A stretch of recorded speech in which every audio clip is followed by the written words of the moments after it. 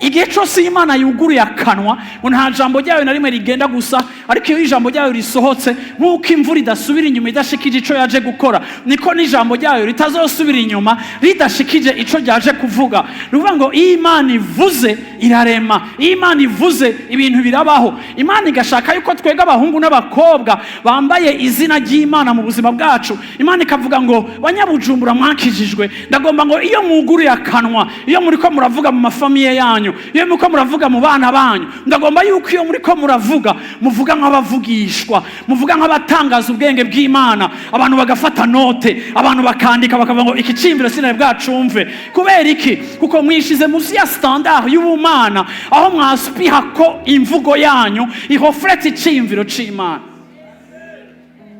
Kandi iyo ndiko ndipfuza ico kintu, iyo ndiko ndipfuza ico kintu, Petero ampaye isezerano ngo uriko arakora ibintu agashaka kubikora neza, Imana izodeploya ubuntu bwayo n'ubushobozi bwayo kuri wewe, kugira ngo ico wifuza gushikako kidasa n'ingene warezwe ushobore kugishikako, kuko ubuntu bw'Imana buri disponible ku muntu wese ashaka gusa na Kristo.